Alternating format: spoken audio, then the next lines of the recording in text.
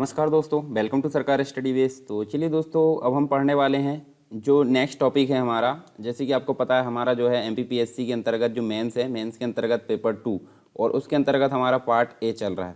Part A के अंतर्गत हमारी जो है 5th यूनिट चल रही है। 5th यूनिट के अंतर्गत हम ऑलरेडी 2 टॉपिक को कवर कर चुके हैं, जैसे कि जो लोक प्रशासन है उसका अर्थ, उसकी परिभाषा, विशेषता, जो भी क्षेत्र होते हैं, प्रकृति होती हैं, उनको हमने पढ़ लिया। उसके बाद हमने उसके महत्व को देखा था। ये सारी चीज़ हमारी यहाँ कंप्लीट हो गई है। तो देखिए हमारा जो है अब जो नेक्स्ट टॉपिक है, जैसे कि आप देख सकते हैं सिलेबस में भी आपको देखने को मिलेगा। देखिए पहला जो टॉपिक है यानी पहली कैटेगरी, उसके अंतर्गत आपको विकसित और विकासशील समाजों में लोक प्रशासन की भूमिका देखने को मिलेगी। तो विकसित देश उन देशों को बोला जाता है जो पूरी तरीके से विकसित हो गए, यानी कि बहुत सारी वहाँ एक प्रकार से काफ़ी अपग्रेड है वो। तो उनके बारे में हम विस्तार से देखेंगे और उनमें लोक प्रशासन की क्या भूमिका है। विकासशील देश की बात करें अगर, तो वो होता है हमारा भारत। भारत को हम बोल सकते हैं विकासशील देश, जो कि अभी विकसित देश की तरफ बढ़ रहा है। ठीक है, ना तो वो अल्प विकसित है ना तो विकसित है, तो वो बीच में लटका हुआ है, इसके कारण उसको विकासशील देश बोला जाता है। इसके साथ ही और बहुत सारे देश हमको ऐसे देखने को मिलेंगे विकासशील की श्रेणी में। तो इनके बारे में हम विस्तार से जानेंगे, इनमें लोक प्रशासन की क्या भूमिका है। तो ये टॉपिक होने वाला हमारा लोक प्रशासन की जो भूमिका है विकसित और विकासशील समाज में या देशों में क्या उनकी भूमिका हो सकती है। तो देखिए इसको स्टार्ट करते हैं हम। तो यहाँ देखिए आपको मैप के साथ मैं दिखाऊंगा, यहाँ पे कुछ चीज़ें जो है काफ़ी इंपॉर्टेंट है यहाँ पे। जैसे सबसे पहले अगर बात करें तो जो एक व्यक्ति थे इरविंग जो होरोविज है, उन्होंने अपनी एक पुस्तक लिखी जिसमें उन्होंने जो है विकास की 3 दुनिया, मतलब एक पुस्तक है जिसका नाम था विकास की 3 दुनिया। इसमें उन्होंने एक प्रकार से विकास का जो परिप्रेक्ष्य है, विकास के क्षेत्र में एक प्रकार से दुनिया को 3 भागों में बांटा है। तो 3 भाग कौन कौन से होगा, जैसे आप देख सकते हैं पहली दुनिया के देश, दूसरा है दूसरी दुनिया के देश और तीसरा है तीसरी दुनिया का देश। तो पहली दुनिया के देश का मतलब क्या है? पहली दुनिया का देश मतलब यूरोप वाला एरिया। ठीक है, आप मैप में अगर चलकर देखोगे तो यूरोप वाला जो एरिया है पहली दुनिया के देश कहलाता था। ठीक है, और इसके साथ ही मतलब जो संयुक्त राज्य अमेरिका है, संयुक्त राज्य अमेरिका मतलब ये वाला देख सकते हैं आप अमेरिका महाद्वीप में। ठीक है, तो पहली दुनिया के देशों में जो पश्चिमी यूरोप है और संयुक्त राज्य अमेरिका है। पश्चिमी यूरोप मतलब होता है ये वाला, देखिए पूरा यूरोप नहीं आएगा। चलिए यहाँ से मैं इसको हटा देता हूँ, ये वाला देखिए यहाँ से ये नहीं है। ठीक है, तो यहाँ से आप देखेंगे तो पश्चिमी यूरोप मतलब ये वाला और ये अमेरिका, इतना कहलाएगा पहली दुनिया के देश। अब दूसरी दुनिया की अगर बात करें तो दूसरी दुनिया के जो देश है उसमें कौन से मतलब कौन से देश आते हैं, तो यहाँ देख सकते हैं हम। देखिए दूसरी दुनिया के अंतर्गत जो सोवियत संघ है, सोवियत संघ मतलब वर्तमान रूस की बात कर लेते हैं। सोवियत संघ जो होता है और उसके साथ जो गुट उसके राष्ट्र थे, उसके साथ ही जो राष्ट्र थे वो आते हैं दूसरी दुनिया के देशों में। और तीसरी दुनिया की अगर बात करें तो उन राष्ट्रों को रखा जाता है जो कि औपनिवेशिक मतलब एक प्रकार से उपनिवेश में जी रहे थे। जैसे कि हमारा भारत है, ब्रिटेन के उपनिवेश के रूप में वो एक प्रकार से यहाँ पे था। साथ में अगर देखें तो अफ्रीका के कुछ देश हमको देखने को मिलते हैं, एशिया के कुछ देश, और जो लेटिन अमेरिका है, लेटिन अमेरिका मतलब जो दक्षिण अमेरिका जिसे हम बोलते हैं, इसके कुछ देश जो है गुलाम के रूप में जी रहे थे। ठीक है, तो इन सभी को यहाँ पे तीसरी दुनिया के देशों की श्रेणी में रखा जाता है। ठीक है, और ये विकास की तरफ अग्रसर है, इसलिए इनको विकासशील देश भी या विकासशील राज्य भी इनको कहा जाता है। तो हमने देखे हैं 3 जो है, यानी कि विकास की 3 दुनिया नाम की एक पुस्तक है जो कि इरविंग होरोविज है, इनकी एक पुस्तक है। तो इसमें उन्होंने 3 प्रकार की कैटेगरी डिफाइन की है, पहली दुनिया के देश, दूसरी दुनिया के देश, तीसरी दुनिया। पहली दुनिया के देश जो है अमेरिका मतलब जो यूनाइटेड स्टेट अमेरिका है और पश्चिमी यूरोप आ जाता है। उसके बाद दूसरी दुनिया के देश में जो रूस है उसके गुट राज्य आ जाते हैं, और तीसरी दुनिया के देश में लैटिन अमेरिका, अफ्रीका के कुछ देश और एशिया के कुछ देश यानी भारत भी इसमें शामिल है। तो ये सभी किस में आ जाते हैं? ये आ जाते हैं तीसरी दुनिया के देश में। अब पहली दुनिया के देश में हमने देखे थे, देखिए जो पहली दुनिया है, पहली दुनिया की जो प्रमुख विशेषता अगर बात करें तो यहाँ प्रतियोगी पूंजीवाद जिसने जो है 16वीं शताब्दी हमने देखे थे, उसमें सामंतवाद को क्या कर दिया था? क्षीण करना आरंभ कर दिया था। सामंतवाद मतलब जो फेडरलिज्म है, आप देख सकते हैं हमने पढ़े थे विस्तार से, मॉडर्न जो प्राचीन हिस्ट्री है उसके लास्ट टॉपिक में हमने देखे थे सामंतवाद के बारे में। तो 18वीं शताब्दी की जो औद्योगिक क्रांति थी उसने जो है एक प्रकार से ऐसे प्रगतिशील विश्व के अभ्युदय में एक प्रकार से उसके विकास में सहायता दी, जिसमें अगर बात करें तो हम जो सभी तरफ हमको आधुनिकीकरण की छाप छोड़ दी देखने को मिलता है पहली दुनिया के देश में। तो चलिए आगे बढ़ते हैं, हम आगे देखने को मिलता है हमको जो विकसित और विकासशील समाज में लोक प्रशासन की समस्या और चुनौतियां है वो अलग अलग प्रकार से हमको देखने को मिलेगी।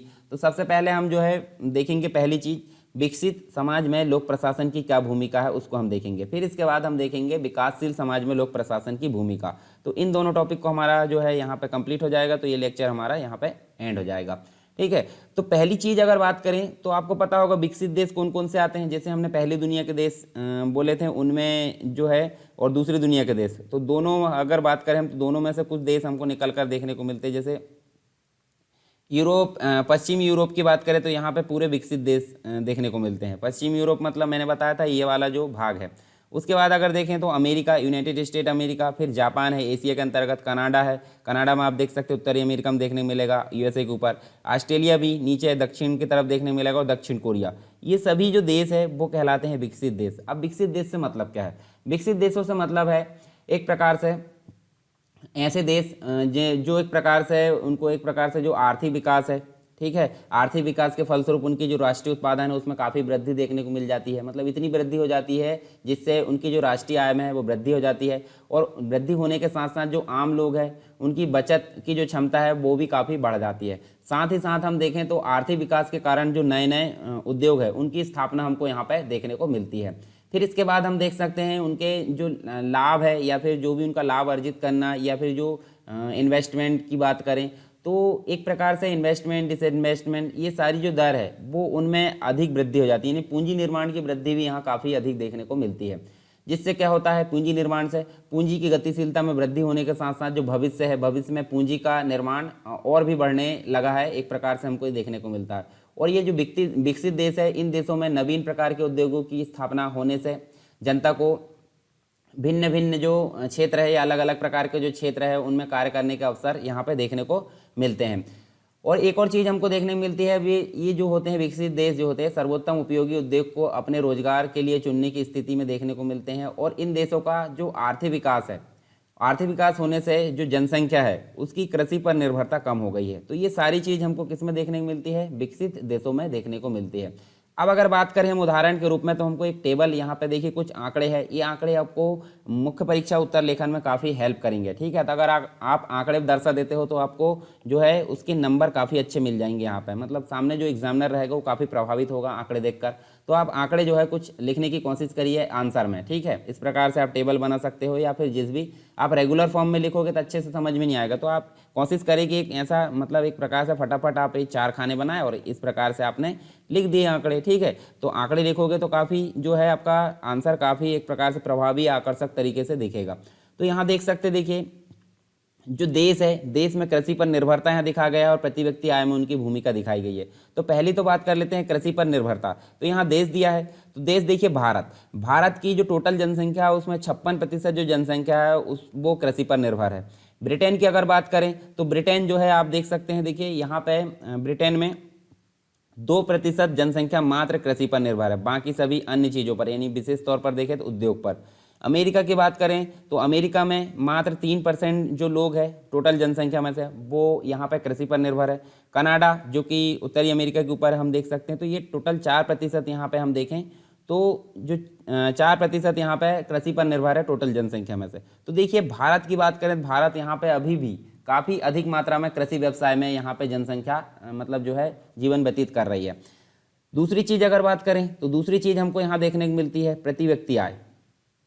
मतलब प्रति व्यक्ति आय में जो देश है उनकी भूमिका या फिर उनकी जो प्रति व्यक्ति आय है वो कितनी होगी, डॉलर में यहाँ दिखाया गया है। तो भारत में प्रति व्यक्ति आय आपको देखने को मिलेगी $1176 प्रति वर्ष।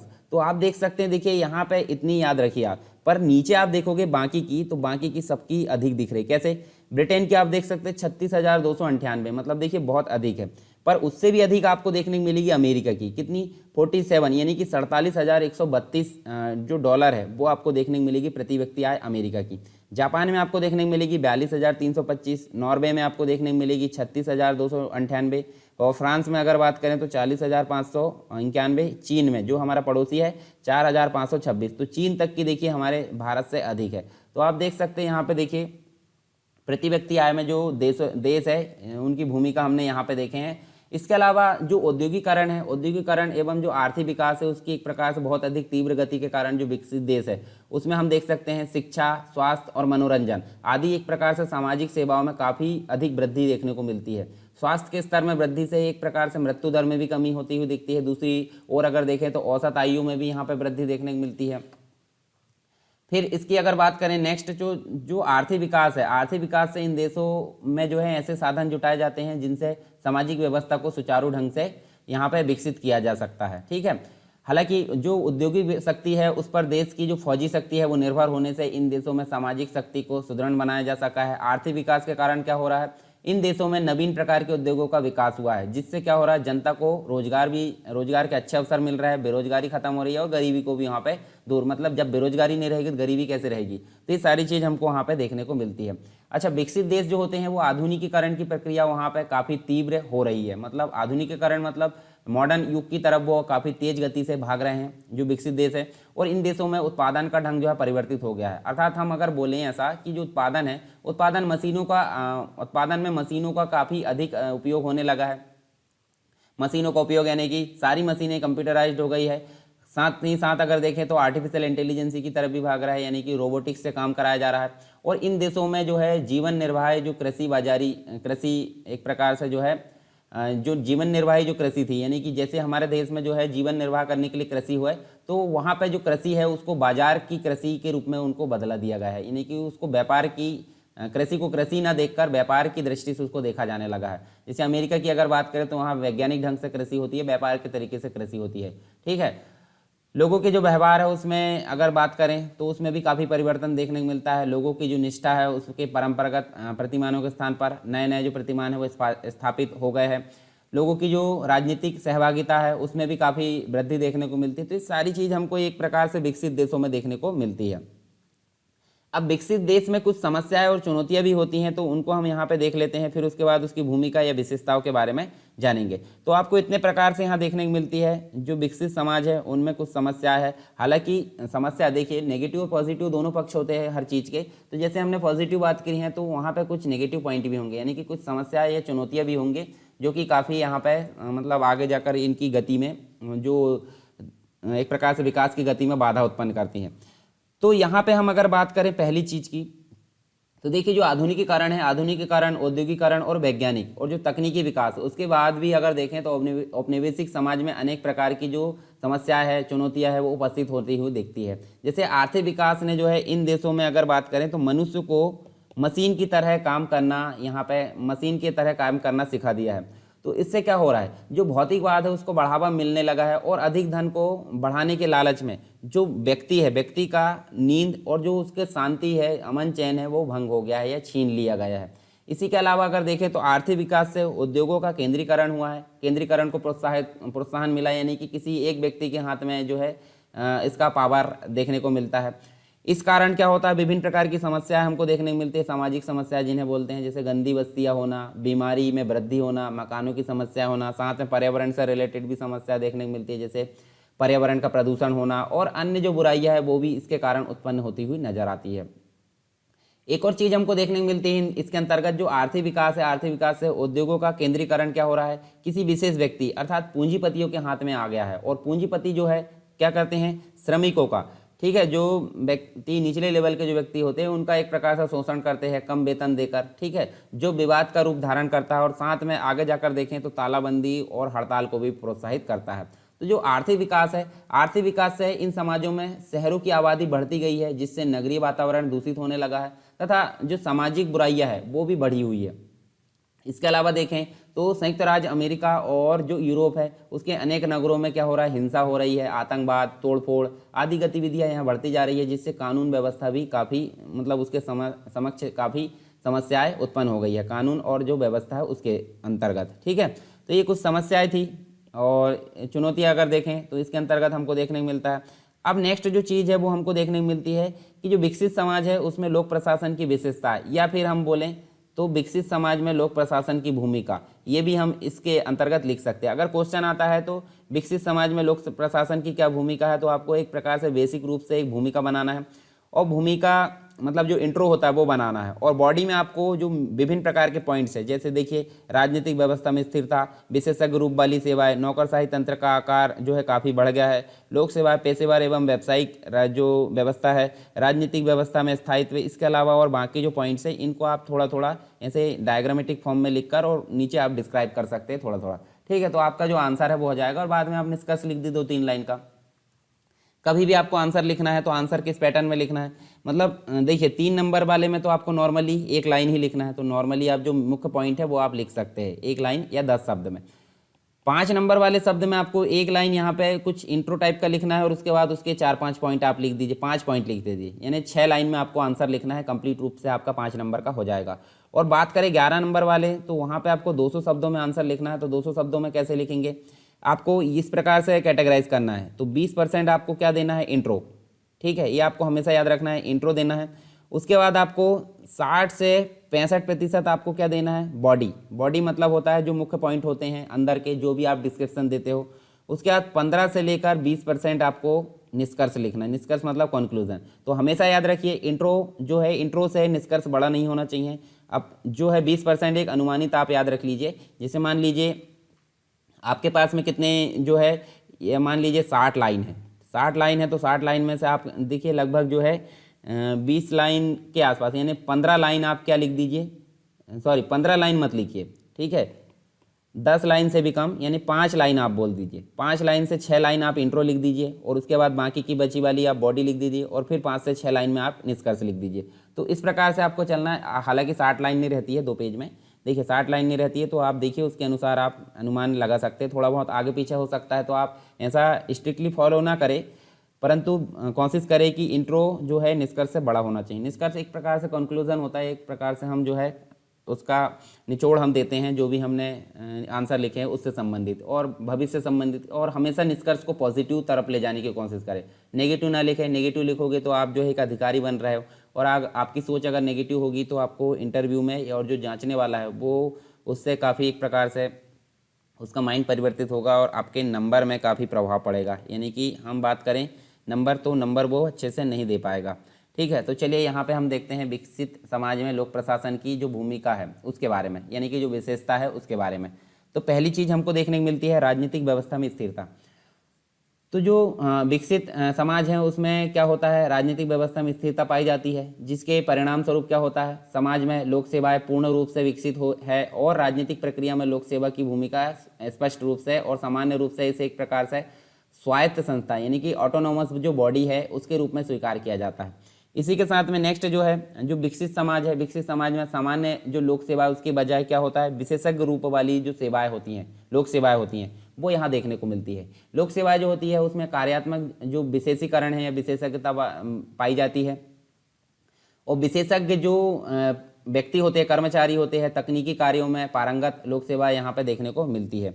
इसके साथ ही हमको जो नौकरशाही तंत्र है उसका आकार काफ़ी यहाँ पे आवश्यक रूप से बड़ा होता हुआ नजर आता है, ठीक है। इन समाज में क्या होता है, नौकरशाही के आकार बढ़ने से कहीं अधिक महत्वपूर्ण उसके आधार का जो व्यापकपन देखने को मिलता है। व्यापक आधार का अर्थ क्या है, व्यापक आधार का अर्थ यह है कि नौकरशाही के कर्मचारियों में सारे समाज में भर्ती जो होने की केवल एक प्रकार से प्रक्रियात्मक जो व्यवस्था है वो वहाँ पे ही मतलब देखने को नहीं मिलती है। हालांकि देखें तो प्रशासक जो है वास्तव में समाज के सभी वर्गों में आ सके, इसकी व्यवस्था देखने को मिलती है। मतलब नौकरशाही तंत्र जो है काफ़ी बड़ा होता हुआ नजर आ रहा है। उसका उद्देश्य क्या है, सभी जगह यहाँ पे प्रशासक जो है जो विशेषज्ञ व्यक्ति है वो वहाँ सभी जगह आ सके, तो इसलिए यहाँ बोला गया है नौकरशाही तंत्र का आकार काफ़ी बढ़ता हुआ नजर आता है। फिर लोक सेवा जो होती है पेशेवर और व्यावसायिक होती है। औद्योगिक जो समाज होते हैं उसमें लोक सेवा धीरे धीरे व्यवसाय बन जाती है तथा सेवा के अंतर्गत तकनीकी विशेषीकरण विकसित हो जाता है। अनेक जो कारण होते हैं, अनेक कारणों से विकसित जो समाज है, विकसित राज्य है, उसकी जो नौकरशाही है उसमें भी एक प्रकार से व्यापक दृष्टिकोण देखने को मिलता है, ठीक है। इसमें क्या होता है, भर्ती के समय समान जो है योग्यताएं देखी जाती है, समान शैक्षणिक पृष्ठभूमि पर जोर दिया जाता है, प्रशिक्षण में एकरूपता रहती है तथा जो अपनी अलग अलग जो प्रकार की विभिन्नता है उसके कारण यह निजी प्रशासन से भिन्न एक व्यवसाय बन जाती है। साथ में हम देखें तो विकसित जो समाज है, विकसित औद्योगिक समाज है, उसमें राजनीतिक व्यवस्था में जो स्थायित्व है और परिपक्वता यहाँ देखने को मिलती है तथा जो लोक सेवाएं होती है उसमें अधिक उन्नत, विकसित, प्रशिक्षित होती है। तो हम बोल सकते हैं कि जो राजनीतिक प्रक्रिया है उसका क्या होता है, सृजनात्मक एवं सकारात्मक योगदान देखने को मिलता है। और लोक सेवा तथा अन्य राजनीतिक संस्थाओं के बीच विभाजन रेखा सामान्यतः क्या होती है, निश्चित एवं स्वीकृत बन जाती है। नेक्स्ट हम देखते हैं, नेक्स्ट अगर बात करें यहाँ पे तो नेक्स्ट हमको देखने को मिलता है अभिरुचि। जो अभिरुचि मतलब जो उसकी एक प्रकार से इच्छा या उसकी जो पसंद होती है, ठीक है, प्रशासनिक कार्यों में जनता की जो अभिरुचि होती है, साथ में जन सहभागिता, ठीक है, उनका सहयोग है, उनका स्तर तुलनात्मक रूप से क्या होता है, तुलनात्मक दृष्टि से काफ़ी हाई होता है, बड़ा होता है, तो ये भी हमको देखने को मिलता है विकसित समाज में। इसके अलावा हम देखें तो नौकरशाही जो होती है, नौकरशाही पर राजनीतिक संस्थाओं का प्रभावी नियंत्रण देखने को मिलता है, राजनीतिक संस्थाओं का प्रभावी नियंत्रण यहाँ पे देखने को मिलता है। इसके साथ ही हम देख सकते हैं तो जो नौकरशाही है, नौकरशाही को अधिक जवाबदेह यहाँ पे, यानी कि जो विकसित देश है उसमें नौकरशाही को अधिक विधि संगत, कार्यकुशल तथा राजनीतिक दृष्टि से अधिक जवाबदेह यानी कि उत्तरदायी यहाँ माना जाता है या समझा जाता है। साथ ही हम देखें तो जो कार्य होते हैं, कार्य तथा जो भूमिका है उनका विभिन्नीकरण पारिवारिक स्थिति तथा जो सामाजिक वर्ग है उसके आधार पर ना करके क्या किया जाता है, व्यक्तियों को निजी उपलब्धियों के आधार पर यहाँ पे उसका जो है विभिन्नीकरण किया जाता है, ठीक है। और ऐसी व्यवस्था जो होती है सार्वजनिक कल्याण तथा उपलब्धि अनुकूलन की दृष्टि से बहुत अधिक उच्च स्तर की होती है। साथ ही हम देखें तो राजनीतिक जो निर्णय होते हैं, प्रशासनिक परामर्श होते हैं और जो कानूनी फैसले होते हैं, मतलब राजनीतिक निर्णय, प्रशासनिक परामर्श और कानूनी फैसले, इनके जो एक प्रकार से फैसले जो होते हैं तर्क संगत मानकों के आधार पर किए जाते हैं। परंपरागत विशिष्ट वर्ग, चाहे वे किसी धर्म या फिर किसी कबीले से संबंध रखते हो, सरकार के निर्णय को प्रभावित करने की वास्तविक सत्ता को खो बैठते हैं, यानी कि सरकार का जो है निर्णय एक प्रकार से विशेष मानक के स्तर पर यहाँ देखने को मिलता है। तो हम अगर बात करें यहाँ पे विकसित समाज में जो लोक प्रशासन है, लोक प्रशासन के कार्य एवं जो भूमिका है, उन समाज में अगर देखें तो कार्यों के सिद्धांत जो है अलग एक प्रकार से भिन्न नहीं होते हैं। जहाँ लोक प्रशासन का मुख्य कार्य कानून और व्यवस्था बनाए रखना होता है, जन नीतियों का क्रियान्वयन करना होता है, ठीक है। औद्योगिक समाज में क्या होता है, आधुनिक विज्ञान है और जो तकनीकी विकास है उसने क्या किया है, जनजीवन और सरकार के क्रियाकलापों पर अधिक प्रभाव डाला है। औद्योगिकरण ने जो है विशाल जो संगठन है उसको जन्म दिया है, प्रदूषण एवं पर्यावरण जो संरक्षण जैसी समस्या उत्पन्न की है। अतः एक प्रकार से अगर देखें तो इन संगठनों में समन्वय एवं सहयोग बिठाना लोक प्रशासन का दायित्व होता है। तो यहाँ हमको लोक प्रशासन काफ़ी इंपॉर्टेंस भूमिका के रूप में नजर आता है। इसी प्रकार अगर देखें तो इन समाजों में संचार है, आवागमन यानी परिवहन जो व्यवस्था है उसके विस्तार ने प्रशासनिक क्रियाकलाप के विषय क्षेत्र को पर्याप्त रूप से विस्तृत कर दिया है और साथ ही लोक प्रशासन के दायित्व में काफ़ी वृद्धि की है। अधिकांश जो औद्योगिक समाज है लोकतांत्रिक कल्याणकारी राज्य, जहां अगर बात करें हम तो लोक प्रशासन को चुनौतीपूर्ण भूमिका निभानी होती है ताकि एक प्रकार से अगर देखें तो लोकतांत्रिक और जो कल्याणकारी कार्य है उसको पूरा किया जा सके। तो इस प्रकार की चीज़ें हमको यहाँ देखने को मिलती है। औद्योगिक समाज में क्या होता है, औद्योगिक समाज के जो नागरिक होते हैं प्रभावी और कुशल लोक सेवा में एक प्रकार से अभ्यस्त होते हैं, मतलब काफ़ी प्रैक्टिस उनको होती है और जो लोक सेवा को नियत समय सीमा में रहते हुए कार्यकुशल और मितव्ययी ढंग से कल्याणकारी कार्यों को पूरा करते हैं। तो हम अगर बात करें यहाँ पे शॉर्ट में अगर देखें तो जो विकसित औद्योगिक समाज है उसमें लोक प्रशासन की मुख्य रूप से कुछ दायित्व, कुछ कार्य होते हैं। तो उन कार्यों को हम यहाँ पे देखने वाले हैं। तो कार्य क्या क्या होते हैं विकसित औद्योगिक समाजों के, तो 3 प्रकार से यहाँ कार्य को डिवाइड किया गया है। क्या, नियामक और निरोधक कार्य, दूसरा होता है सेवा के कार्य, तीसरा होता है निजी उद्यमों की सहायता एवं प्रोत्साहन से संबंधित कार्य। तो पहला का मतलब क्या होता है, नियामक और निरोधक से संबंधित कार्य। लोक प्रशासन जो होता है कानूनों का क्रियान्वयन करता है, राजस्व एकत्रित करता है, आंतरिक व्यवस्था बनाए रखता है और विदेशी आक्रमण से राज्य की रक्षा करता है। तो ये नियामक और निरोधक से संबंधित कार्य लोक प्रशासन के होते हैं विकसित समाज में। दूसरा जो होता है सेवा से संबंधित कार्य, यानी कि जो इन देश है यानी कि विकसित देश है उसमें प्रशासन जनता का सेवक है ना कि स्वामी माना जाता है। अतः हम अगर बात करें तो शिक्षा है, स्वास्थ्य है, मनोरंजन है, संचार, परिवहन के क्षेत्र में प्रशासन नागरिकों को जो है सेवाएं प्रदान करता है। तो इस सेवा से संबंधित कार्य हुआ। तीसरा हो गया निजी उद्यमों को सहायता एवं प्रोत्साहन से संबंधित कार्य। तो जो विकसित समाज है, विकसित देश है उसमें अधिकांश कार्य निजी उद्यम के होते हैं। निजी यानी कि जो निजी स्वामित्व वाले जो उद्यम है उनके होते हैं, निजी वही करते हैं यहाँ पे। तो लोक प्रशासन है निजी उद्यमों को प्रोत्साहित करता है, उनकी समस्याओं का निराकरण करता है और उनमें समन्वय स्थापित करने में काफ़ी भूमिका निभाता है। तो ये 3 प्रकार के कार्य हमने देखे विकसित समाज में लोक प्रशासन के। इसके अलावा वर्तमान की अगर बात करें तो विकसित देशों में पर्यावरण, प्रदूषण, शहरीकरण, नगरीकरण की समस्याएं चिंता का विषय काफ़ी बनी हुई हैं।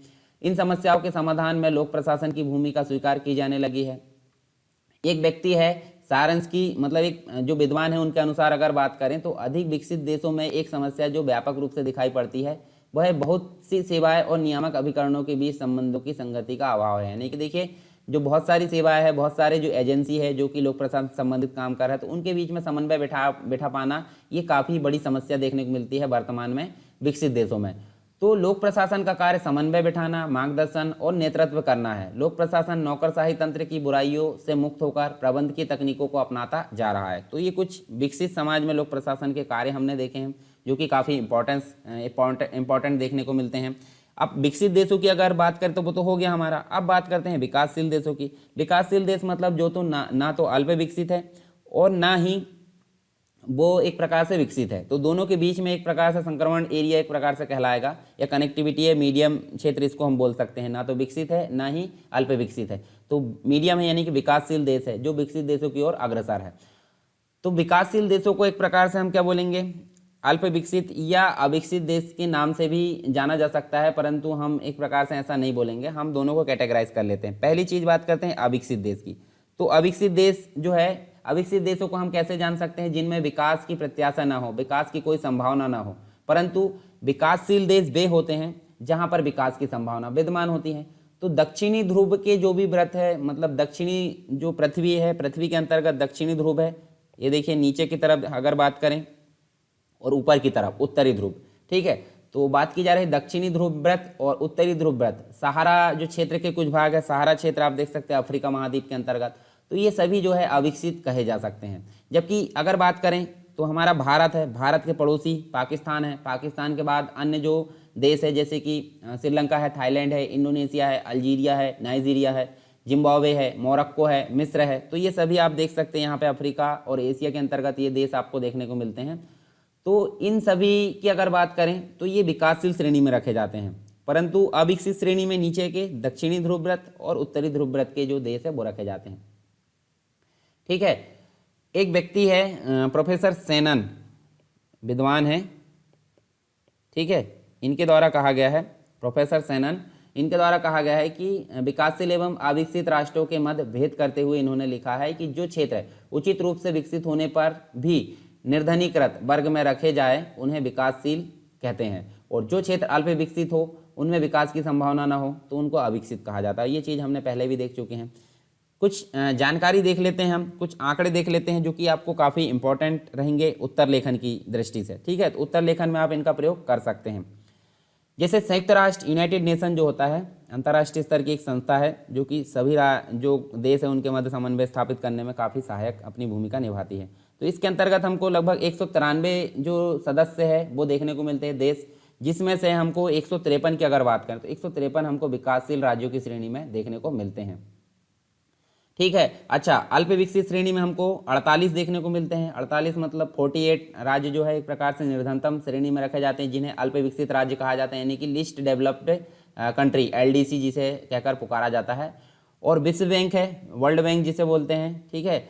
वर्ल्ड बैंक की एक रिपोर्ट है, रिपोर्ट आई थी, उसके अनुसार अगर देखें तो यहाँ पे जो है टोटल विश्व में अगर देखें तो 5 हिस्से में से एक हिस्सा जो है वो पे एक प्रकार से विकसित देश है, यानी कि टोटल अगर माने हम, जैसे मान लीजिए 200 कंट्री है, 200 कंट्री है, 200 कंट्री में से अगर बात करें तो 200 कंट्री में से 40 जो कंट्री है वो क्या है, विकसित है। या फिर हम मान लीजिए 100 कंट्री में से क्या है, 20 कंट्री जो है विकसित है। तो हम बोल सकते हैं विकसित देश कितने हैं, टोटल विश्व के 1/5, यानी कि 5 भाग में से 1 भाग टोटल मिलाकर क्या है, विकसित देश है। किसकी रिपोर्ट के अनुसार, विश्व बैंक की रिपोर्ट के अनुसार।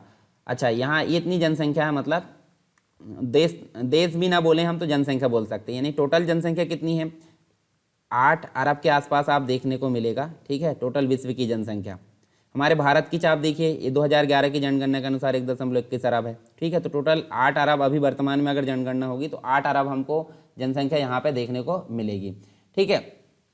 तो यहाँ देख सकते हैं, देखिए 8 अरब है, तो 8 अरब में से क्या हुआ, 5 भाग में से 1 भाग क्या है, विकसित देश है, मतलब विकसित जनसंख्या है, जिसका व्यापार, विश्व व्यापार और निर्यात और तकनीकी में हिस्सा कितना है, 60%। काफ़ी देखिए यहाँ पे जो भूमिका है उनकी देखने को मिलती है जनसंख्या कम होने के बावजूद। परंतु बात करें हम विकासशील देश की, तो विकासशील देश की जो जनसंख्या है वो कितनी है, 85% है, टोटल जनसंख्या में से 85% है, जिसमें GDP, ठीक है, जो ग्रॉस डोमेस्टिक प्रोडक्ट होता है, ठीक है, तो यहाँ देख सकते हैं हम, देखिए जो जीडीपी होता है, सकल घरेलू उत्पाद जिसे हम बोल सकते हैं, तो यहाँ देखिए 21%, 21.7% उनकी भूमिका देखने को मिलती है तो 85%, परंतु 21.7% यहाँ उनकी भूमिका देखने को मिलती है। तो काफ़ी देखिए यहाँ पे असमानता देखने को मिल रही है। ठीक है, इसके अलावा एक रिपोर्ट आई थी 2002 में, HDR ह्यूमन डेवलपमेंट जो इंडेक्स होता है, रिपोर्ट होती है, उसमें 130 देश थे। 130 देश में अगर बात करें तो 40% जनसंख्या यहाँ पे 130 जो राष्ट्र थे विश्व की, जो 40% जनसंख्या यहाँ पे निवास करती है 130 राष्ट्र में।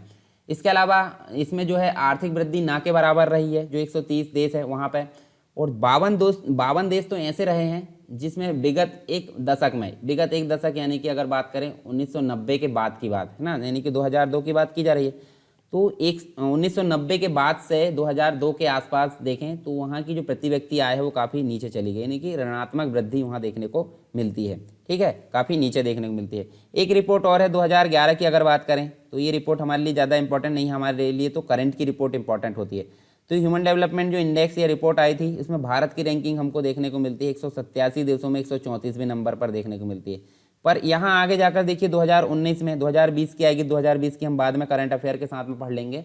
देखिए मैं करंट अफेयर का पूरा पैकेज आपके सामने लेकर आऊँगा। कैप्सूल आपने सुने होंगे ना, कैप्सूल आपने देखे होंगे, खाए भी होंगे। ठीक है, क्या होता है, विभिन्न प्रकार की मेडिसिन का कलेक्शन होता है। कैप्सूल खा लो तो आपकी जो हेल्थ है, तबीयत है, वो ठीक हो जाती है, मतलब जो भी आपकी हेल्थ से रिलेटेड प्रॉब्लम होती है। तो उसी प्रकार हम कैप्सूल लेकर आएंगे। ठीक है, कैप्सूल हर चीज़ की रहेगी। कैप्सूल रहेगी प्री परीक्षा जो MPPSC की, उसके संबंध में भी कैप्सूल लेकर आएंगे हम। सारी चीज़ आपको देखने को मिलेगी मेंस का कोर्स होने के पश्चात। तो देखिए भारत की रैंकिंग 2019 में HDR में 129 देखने को मिली 189 देशों में। हालांकि ज़्यादा सुधार नहीं हुआ है, यहाँ पे देश कम थे, यहाँ पे देश ज़्यादा हो गए। तो ये चीज़ हमको आंकड़े देखने को मिलते हैं यहाँ पे। चलिए यहाँ पे विकासशील देशों से संबंधित कुछ यहाँ पे विशेषताएं देख लेते हैं। उसके पहले हम जो है कुछ चीज़ें, और जैसे विकासशील देश की जो स्पष्ट परिभाषा करने में यहाँ पे कठिनाइयाँ भी उत्पन्न होती कभी कभी, यानी कि इन्हें कुछ विद्वान गरीब राष्ट्र कहते हैं, तो कुछ विद्वान जो है पिछड़े राष्ट्र या अर्धविकसित राष्ट्र भी कहते हैं। ये ऐसे राष्ट्र है जिनकी समाज जो राजनीतिक व्यवस्था है उसका पूर्ण विकास नहीं हुआ है। इनकी राजनीतिक व्यवस्था जो है उसका निर्माण की प्रक्रिया में एक प्रकार से इन देशों को तीसरी दुनिया के देश भी कहा जाता है। तो ये हमने देख चुके हैं।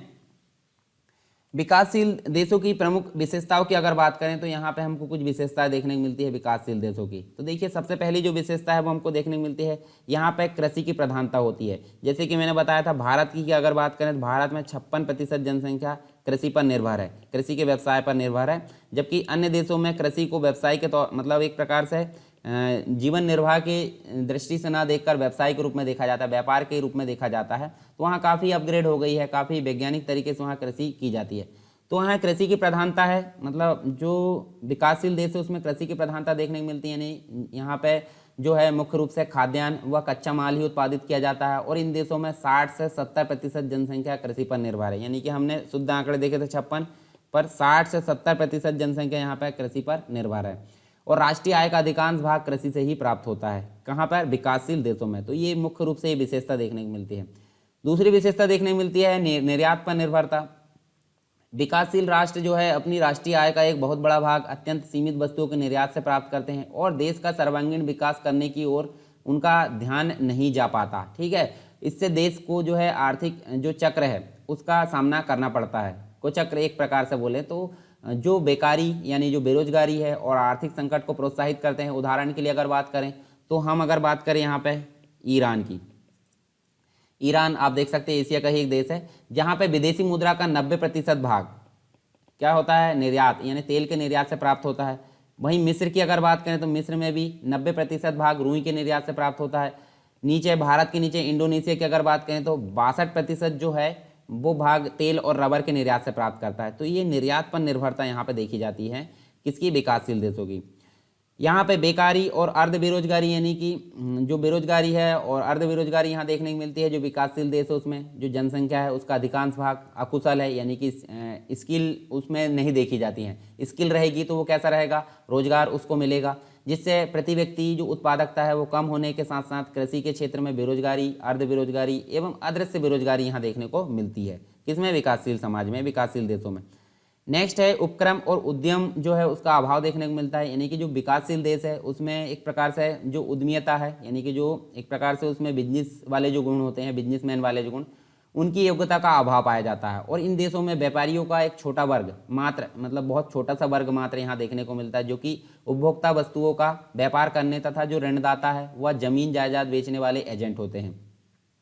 इसके अलावा नेक्स्ट विशेषता क्या देखने को मिलती है, उत्पादन का न्यूनतम स्तर देखने को मिलता है। ठीक है, तो जो विकासशील देश है उत्पादन का काफ़ी स्तर वहाँ निम्न देखने को मिलता है।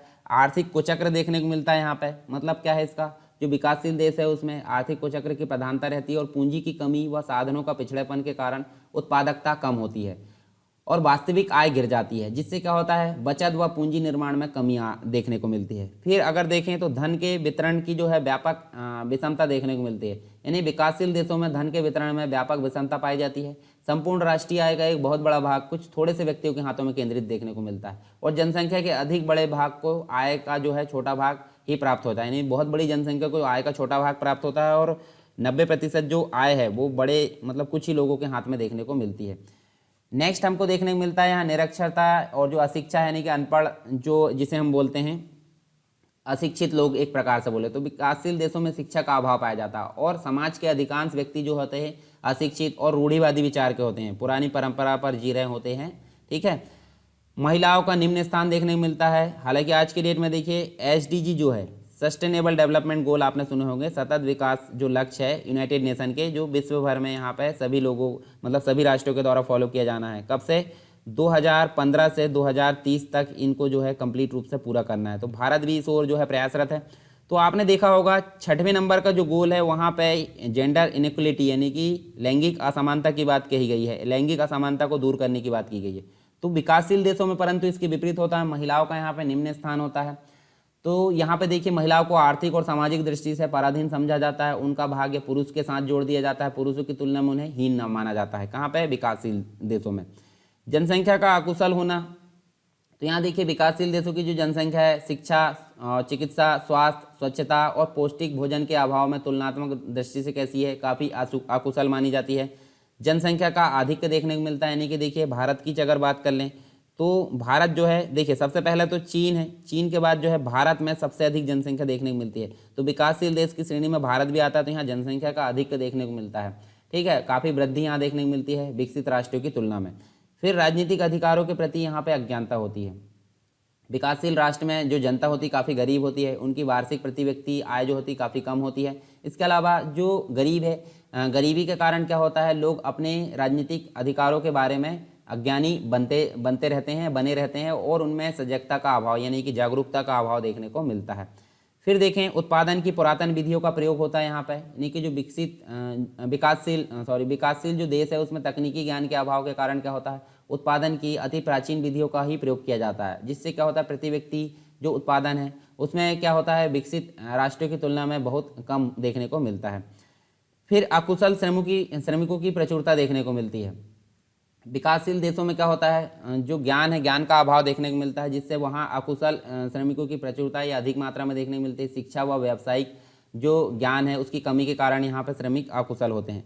फिर जो योग्य एवं जो कुशल प्रशासन है उसका भी अभाव देखने को मिलता है। ठीक है, तो यहाँ जो विकासशील देश है उसमें ये चीज़ें यहाँ देखने को मिलती है। व्यक्तिगत स्वार्थ को सर्वोपरि स्थान दिया जाता है, जनता में घूस देकर अपना कार्य कराया जाता है, जनता जो होती है अपनी किसी भी कर्मचारी को घूस देकर अपना काम करा लेती है और अधिकारी वर्ग भी है काम करने में मतलब काम करने से जी चुराते हैं, यानी कि एक आलस रूप वहाँ देखने को मिलता है। तो ये विभिन्न प्रकार की विशेषताएं हमने देखें किसमें, विकासशील देशों में, जिसके कारण विकासशील देश जो है उनमें काफ़ी पिछड़ापन देखने को मिलता है। अब अगर बात करें तो विकासशील देश में हमको कुछ समस्याएं और कुछ चुनौतियां देखने को मिलती है। पहला तो हम देखेंगे चुनौतियां और उसके बाद हम देखेंगे यहाँ पे समस्याएं, ज्वलंत समस्याएं जिन्हें हम बोलते हैं। चलिए पहले देख लेते हैं चुनौतियां, मतलब क्या क्या अड़चनें या क्या क्या बाधाएं यहाँ देखने को मिलती है जिनके कारण विकासशील देश विकसित देशों की श्रेणी में नहीं आ पा रहा है। तो यहाँ पे अगर बात करें तो विकासशील देशों की राजनीतिक जो व्यवस्थाएं है उसमें अनेक समानताएं पाई जाती है। ये जो होती है सभी राजनीतिक व्यवस्थाएं बहुत से ऐसे परंपरागत अतीत की एक प्रकार से उपज होती है, यानी कि बहुत पारंपरिक रूप से उपज होती है। जिनमें अगर देखें तो सरकार का संचालन कुछ व्यक्तियों के हाथों में केंद्रित होता है। तो पहला क्या हुआ, यहाँ पे सरकार जो है गवर्नमेंट का संचालन कुछ थोड़े से विशिष्ट व्यक्तियों के हाथों में केंद्रित होता है। इनमें से अधिकांश में जो है पिछले जो औपनिवेशिक शासन का प्रभाव जो है उनमें दृष्टिगोचर होते रहता है, दिखते रहता है। एक सबसे महत्वपूर्ण समानता यह भी पाई जाती है कि इन सभी देशों में अतीतकालीन जो स्थिति है उससे मुक्त पाकर एक आदर्श विश्व का निर्माण करने की आकांक्षा दृष्टिगत होती है। अब जहाँ अगर बात करें हम, तो जहाँ तक भविष्य का प्रश्न है, तो यहाँ पे हम देखिए, यहाँ पे जो है अधिकांश लोग जो है एक ही दिशा में विकास उन्मुख होने की उत्सुकता रखते हैं। ठीक है, उत्सुकता प्रकट करते हैं। ऐसी राजनीतिक प्रणाली का जो विकास है करने की दिशा में एक प्रकार से सचेष्ट रहते हैं, जो किसी न किसी हद तक पश्चिमी जो देश है उसकी राजनीतिक प्रणालियों या शासन व्यवस्था से मिलती जुलती है। जैसे आपको पता है हमारा जो देश है लगभग 200 सालों तक औपनिवेशिक रहा है ब्रिटेन का। तो ब्रिटेन जो है इंग्लैंड का यहाँ से चले जाने के बाद भी वहाँ की कुछ चीज़ें हमको एक प्रकार से उसी को और आकृष्ट करते रहती है। ठीक है, पश्चिमी देशों की राजनीतिक प्रणालियाँ हमारे तरफ देखने को मिलती है। हमारे भारत में ही देख लीजिए, संसद का जो पालन मतलब संसद का जो फॉर्मूला है वो कहाँ से लिया गया है, संसदात्मक शासन ब्रिटेन से ली गई है। ठीक है, और फेडरल वाली अगर बात करें तो वो ली गई है कनाडा से। तो चलिए आगे देखते हैं हम। जैसे जो विकासशील राज्य में है उसमें अधिकांश जो राजनीतिक अस्थायित्व देखने को मिलता है, राजनीतिक अस्थायित्व यहाँ उससे ग्रस्त देखने को मिलता है। राजनीतिक खेल के बुनियादी नियमों का एक प्रकार से एक देखने को मिलता है, उसका अभाव देखने को मिलता है। राजनीतिक दलों की अनेकता व जनता के असंतोष के कारण इन राज्यों में राजनीतिक अस्थायित्व उत्पन्न हो जाता है। इसके अलावा जो बाहरी आक्रमण के खतरे हैं वो भी यहाँ पे काफ़ी अधिक देखने को मिलते हैं, मतलब वो भी यहाँ पे कम नहीं होते हैं। इसके अलावा देखें तो लोक प्रशासन का जो उत्तरदायित्व है उन देशों में और भी अधिक है, जहाँ पर अगर देखें तो आर्थिक, राजनीतिक एवं शैक्षणिक स्तर निम्न है एवं पिछड़ा हुआ है। इसके अलावा जो योजनाएं यहाँ पर विभिन्न प्रकार की योजनाएं बनाई जाती है कागज़ में ही सिमट कर रह जाती है, मतलब कितने भी अच्छी क्यों ना हो उनका क्रियान्वयन यहाँ पे सही नहीं हो पाता है। तो ये सारी चीज़ यहाँ पे बाधाएं देखने को मिलती है, चुनौतियाँ देखने को मिलती है। अब कुछ समस्याएं देख लेते हैं, विकासशील राष्ट्रों की कुछ ज्वलंत समस्या हम इनको बोल सकते हैं। तो जैसे यहाँ पे अगर बात करें तो ज्वलंत समस्याओं के अंतर्गत विभिन्न प्रकार की समस्याएं हमको देखने को मिलती है, तो हम उनके बारे में यहाँ पे देखेंगे। जैसे कि ये देख सकते हैं प्रशासनिक संरचना का अभाव, प्रबंध पटुता की कमी, उसके बाद देखें प्रबंध पटुता यानी मैनेजमेंट की कमी एक प्रकार से बोल सकते हैं। व्यावसायिक मानकों का अभाव देखने को मिलता है, प्रशासकीय नेतृत्व का अभाव, प्रशासकीय नैतिकता का अभाव देखने को मिलता है। तो सारी चीज़ हमको यहाँ पे देखने को मिलती है। तो देखिए यहाँ पे जो है आधुनिकीकरण के प्रयास में बहुत सारी निराशा उपज गई है, आंतरिक संघर्ष हमको देखने को मिलता है, जैसे भाषाई आधार पर, धार्मिक आधार पर, जातीय आधार पर। इसके अलावा राजनीतिक अस्थिरता देखने को मिलती है, राजनीति में सेना की प्रभावी भूमिका और प्रशासन में राजनीतिक हस्तक्षेप, ये सारी चीज़ देखने को मिलती है। उसके चलते यहाँ देखिए बहुत सारी समस्याएं हमको देखने को मिलती हैं, यानी कि विकसित देशों में लोक प्रशासन की आधुनिक तकनीकों का प्रयोग अधिक से अधिक किया जा रहा है तथा प्रशासनिक कला के क्षेत्र में समुचित प्रगति हुई है। किंतु एशिया और अफ्रीका और लैटिन अमेरिका के जो राष्ट्र है जो अभी विकसित देशों की तरफ भाग रहे हैं, विकासशील देश जिन्हें बोलते हैं, तो अनेक प्रशासनिक समस्याओं से वो ग्रस्त है। तो जैसे ये देख सकते हैं, सबसे पहला है प्रशासनिक संरचना का अभाव देखने को मिलता है। तो जो विकासशील राज्य है उसमें समुचित प्रशासनिक संरचना का विकास नहीं हो पाया। जहां एक ओर शासन कार्यों में वृद्धि हुई है, वहीं दूसरी ओर इन देशों में उन कार्यों के संपादन या उन कार्यों को एग्जीक्यूशन से संबंधित आवश्यक प्रशासनिक संस्था और संगठनों का निर्माण नहीं हो पा रहा है। दूसरी प्रबंध पटुता की कमी, यानी विकासशील देशों में योग्यता तथा गुणों के आधार पर कार्मिक प्रशासन का निर्माण नहीं हो पाया है। आज भी अगर देखें तो अनेक देश ऐसे हैं जहां समुचित लोक सेवा का अभाव देखने को मिलता है और इन देशों की समस्या भयंकर है तथा उनके निराकरण के लिए आर्थिक और तकनीकी क्षेत्र में जो प्रबंधक है काफ़ी मतलब अच्छा प्रबंध जो है मैनेजमेंट की आवश्यकता प्रतीत होती है। किंतु पिछड़ेपन और शिक्षा के अभाव के कारण जो है यहाँ वैज्ञानिक है, तकनीक है, उनकी कमी देखने को मिलती है। उसके बाद देखिए व्यावसायिक मानकों का अभाव देखने को मिलता है, यानी कि जो अधिकांश विकासशील राज्य है उसमें हम देख सकते हैं पश्चिमी जो शासन है, संस्था और नागरिक प्रशासन, उसकी प्रक्रिया अपनाई गई है। यह संभव है कि जो संस्थाएं है तथा जो प्रणालियाँ उसका आयात किया जा सके, ठीक है, या किया जाए दूसरे जगह से, ठीक है। किंतु उनके संचालन के लिए व्यक्तियों में देशकाल तथा भिन्न वातावरण के अनुसार जो दृष्टिकोण है तथा उचित व्यावसायिक मानक है उसका विकास करना अत्यंत दुर्लभ माना जाता है। तीसरा अगर बात करें तो प्रशासकीय जो नेतृत्व है उसका अभाव देखने को मिलता है। तो राजनीतिक नेतृत्व के साथ साथ यहाँ पे प्रशासकीय यानी कि एडमिनिस्ट्रेटर की कमी देखने को मिलती है, ठीक है, अच्छे एडमिनिस्ट्रेटर की कमी देखने को मिलती है। राजनीतिक नेतृत्व के अभाव में प्रशासकीय नेतृत्व की देश को स्थिरता प्रदान करता है, किंतु अधिकांश विकासशील देशों में प्रशासकीय नेतृत्व का निर्माण नहीं हो पाया है और राजनीतिक अस्थिरता को संभालने की जो सामर्थ्य है या शक्ति है प्रशासकों में नहीं पनप पाई है। नेक्स्ट हम देखने को मिलता है प्रशासकीय नैतिकता का अभाव देखने को मिलता है। ठीक है, तो यहाँ देख सकते हैं जो विकासशील देश है उसमें अधिकांश आर्थिक कार्यों के संचालन का दायित्व प्रशासन का ही रहता है और अशिक्षित जनता नीति निर्माण तथा निर्णय लेने की जो क्रिया है उसमें बहुत ही कम भाग ले पाती है। परिणाम स्वरूप क्या होता है, शासक वर्ग नीतियों का क्रियान्वयन इस ढंग से करते हैं ताकि उनके एक प्रकार से जो काफ़ी एक प्रकार से कम जो व्यस्त स्वार्थों की एक प्रकार से अपने जो स्वार्थ है उसकी पूर्ति हो सके। इस प्रकार की चीज़ें हमको देखने को मिलती है। कुछ और चीज़ें देख लेते हैं, जैसे कि प्रशासकीय जवाबदेहिता का अभाव देखने को मिलता है। जैसे यहाँ पे अगर देखें तो औपनिवेशिक राज की समाप्ति के बाद यहाँ पे अपेक्षा की जाती है कि इन देशों में प्रशासक वर्ग जो है जनता के प्रति उत्तरदायी होगा, किंतु क्या होता है अधिकांश विकासशील देशों में लोकमत का अभाव पाया जाता है और ऐसी स्थिति में नौकरशाही मनोवृत्ति हमको जो है मनोवृत्ति वाला प्रशासन तंत्र विकसित हो रहा दिखता है।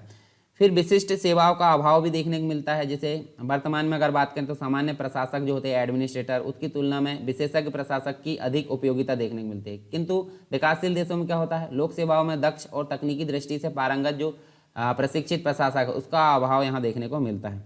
प्रशासन का विदेशी प्रतिमान देखने को मिलता है, यानी कि तीसरे जो विश्व है मतलब तीसरी दुनिया के जो देश है उसमें लोक प्रशासन का मूलभूत प्रतिमान स्वदेशी न होकर अनुकरणात्मक यानी कि अनुकरण करने या दूसरों को फॉलो करने वाला होता है, जैसे विदेशी।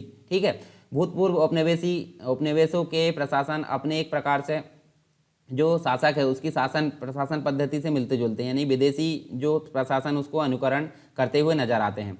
ठीक है, इसके अलावा देखें तो हम देख सकते हैं अविकासात्मक प्रवृत्ति हमको देखने को मिलती है। जो नए राज्य है तीसरी दुनिया के जो देश है उनमें क्या होता है प्रशासन तंत्र की एक अन्य प्रवृत्ति हमको अविकासात्मक क्षेत्र में बल देने की देखने को मिलती है। प्रशासन तंत्र जो होता है उसके द्वारा बहुत से क्रियाकलाप अविकासात्मक लक्ष्यों को पूरा करने के लिए किए जाते हैं। तो ये सारी चीज़ हमको यहाँ पे देखने को मिलती है। तो ये तो हमने देखे यहाँ पे। अब देख लेते हैं हम विकासशील समाज में जो लोक प्रशासन है उसकी विशेषताओं के बारे में। उसके बाद हम जो है कुछ और चीज़ें यहाँ देखेंगे। ठीक है, और नेक्स्ट टॉपिक हमारा देखने को मिलेगा। तो चलिए यहाँ पे विकासशील समाज में लोक प्रशासन की क्या विशेषता हो सकती है। तो विभिन्न प्रकार की विशेषताएं हमको देखने को मिलती है। पहली तो पाश्चात्य औपनिवेशिक जो देश है उनकी नकल। तो जैसे कि मैंने बताया अभी भी हमारे यहाँ जो है हमारे यहाँ मतलब विकासशील देशों में एक प्रकार से अकुशल या फिर अच्छे प्रशासकों की कमी देखने को मिलती है। वो एक प्रकार से दूसरे देशों की नकल करते हैं। इन्हें विकासशील देशों की प्रशासनिक व्यवस्था पाश्चात्य औपनिवेशिक देशों की नकल मात्र देखने को मिलती है। इन देशों ने लोक प्रशासन का कोई एक प्रकार से स्वदेशी प्रतिमान विकसित नहीं किया है। तो ये बहुत सारी चीज़ें हमको देखने को मिलती है। फिर प्रशासन जो है सामान्य प्रशासकों के हाथ में होता है। मतलब इन देशों में जो प्रशासन की बागडोर है वो सामान्य जो या विशेषज्ञ नहीं होते हैं। यहाँ सामान्य जो प्रशासक उसके हाथ में प्रशासन की बागडोर रहती है। तकनीकी और विशेषतापूर्ण जो पद है उनके लिए प्रशिक्षित प्रशासक कम ही देखने को मिलते हैं, जिनमें प्रबंध की क्षमता तथा तकनीकी योग्यता हो। मतलब इस प्रकार की चीज़ें यहाँ देखने को नहीं मिलती है। और विकासशील देशों में कुशल मानवीय शक्ति के अभाव के भी कारण देखने को मिलते हैं, जैसे मानव संसाधन विकास योजना का अभाव देखने को मिलता है, अपर्याप्त शिक्षा व्यवस्था देखने को मिलती है, भर्ती एवं प्रशिक्षण की अनुचित नीतियाँ देखने को मिलती है, विशेषज्ञों का पलायन देखने को मिलता है। जैसे हमारे यहाँ यानी कि जो विकासशील देश है उसमें विशेषज्ञ जो रहते हैं उनको एक अच्छा प्लेटफॉर्म ना मिलने के कारण वो कहाँ जाकर रहते हैं, विकसित देशों में। जैसे भारत के जो बहुत सारे जो विशेषज्ञ हैं वो अमेरिका में देखने को मिलते हैं। उसके बाद प्रशासन नौकरशाही प्रकृति देखने को मिलती है। तो देखिए इन देशों में प्रशासन जो है नौकरशाही प्रकृति के देखने को मिलते हैं। प्रशासन में लाल फीताशाही देखने को मिलते हैं। लाल फीताशाही मतलब जो फाइल होती है, जो हम आवेदन करते हैं उनको एक लाल फीता में बांध के रखा जाता है। तो वो फाइल होती है एक अधिकारी से दूसरे अधिकारी, दूसरे अधिकारी से तीसरे अधिकारी, ऐसे घूमते रहती है परंतु अप्रूवल नहीं मिल पाता है। तो इसलिए इस श्रेणी को या इस प्रक्रिया को लाल फीताशाही बोला जाता है। तो प्रशासन जो है एक प्रकार से नौकरशाही प्रकृति का होता है। प्रशासन में लाल फीताशाही पाई जाती है। अधिकारी जो होते हैं प्रक्रिया की औपचारिकताओं में विश्वास करते हुए कठोरता के साथ नियमों और विनियमों का पालन करते हैं। ऐसा नहीं कि उदारवादी या फिर लचीलापन उसको बनाया जाए ताकि अच्छे से जो एप्लीकेशन है उसको जल्दी मतलब अप्रूवल मिल जाए, तो ऐसा बिल्कुल देखने को नहीं मिलता। इसके अलावा विकासशील समाज में जो प्रशासनिक अधिकारी होते हैं उनमें श्रेष्ठता की भावना पाई जाती है।